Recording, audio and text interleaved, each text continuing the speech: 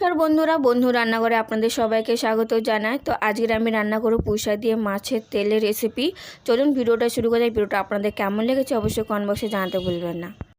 তো আমাদের বাড়িতে অনেক পুঁইশাক গাছ হয়েছে, তো দুটো পুঁইশাক আমি কেটে নিয়ে আসলাম।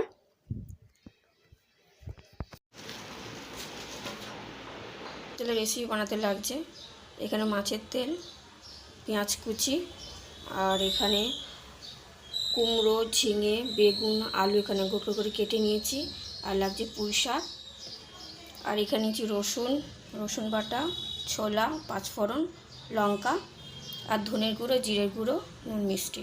তো আমি এখানে মাছের তেল নিয়ে নিয়েছি। তো মাছের তেলের মধ্যে নুন আর হলুদ মাখিয়ে নেব।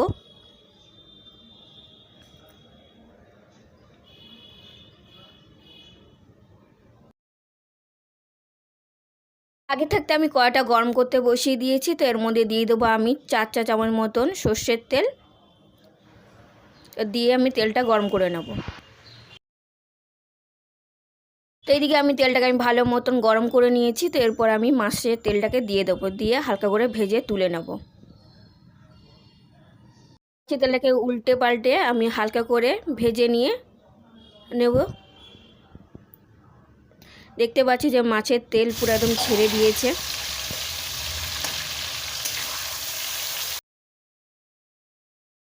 তো মাছের তেলটাকে হালকা করে ভাজা করা হয়ে গেছে। তো এরপর আমি তুলে নেব।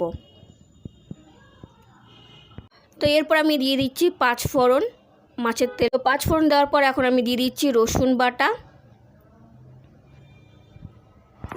আর পাঁচফোড়ন দিয়ে আমি 1 মিনিট মতন ভেজে নিচ্ছি মশলাটাকে।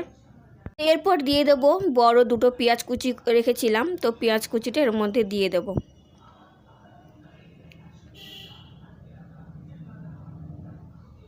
তো পেঁয়াজটাকে দিয়ে পেঁয়াজটা আমি 2 মিনিট মতন ভেজে নেব, লালচে করে নেব পেঁয়াজটা। তো 2 মিনিট পর ফেরত আসছি। তো দেখতে পাচ্ছেন যে পেঁয়াজ থেকে তেল ছেড়ে দিয়েছে। এরপর আমি দিয়ে দিচ্ছি আলু, যা সবজি করে রেখেছিলাম। তো সব পরপর সবজিগুলোকে আমি দিয়ে দেব।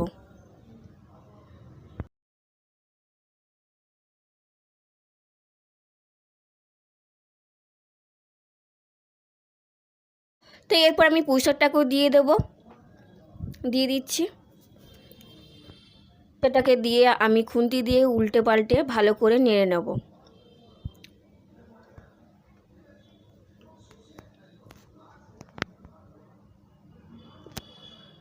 তো নাড়ার পর এর মধ্যে আমি দিয়ে দিচ্ছি ছোলা ভিজিয়ে রেখেছিলাম। তো এরপর দিয়ে দেবো নুন স্বাদ মতন। এরপর আমি দিয়ে দেবো ধনের গুঁড়ো 1/2 চা চামচ, জিরের গুঁড়ো 1/2 চা চামচ,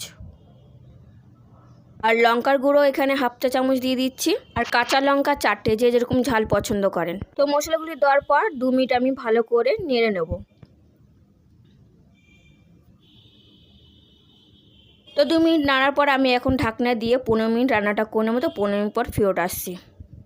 15 মিনিট পর ফিরে আসলাম। তো গ্যাসটাকে বাড়িয়ে কমিয়ে আমি রান্নাটাকে করে নিয়েছি। এরপর আমি ঢাকনাটা তুলে আপনাদেরকে দেখিয়ে দিচ্ছি যে সবজিগুলো কত সুন্দর সিদ্ধ হয়ে গেছে। তো এরপর একটু নেড়ে নিচ্ছি। আগে তাতে যে মাছের তেলটাকে ভেজে রেখেছিলাম সেই মাছের তেলটাকে এখন আমি দিয়ে দিচ্ছি। তো দেওয়ার পর আমি 5 মিনিট মতন আমি এটাকে কষিয়ে নেব, পুরো একদম টেনে যাবে। তো 5 মিনিট পর ফেরত আসছি। তো 5 মিনিট পর ফিরে আসলাম। তো 5 মিনিট পর দেখতে পাচ্ছেন কতটা কালার চেঞ্জ হয়ে গেছে। এদিকে দেখতে পাচ্ছেন যে মাছের তেলও কিন্তু ছেড়ে দিয়েছে।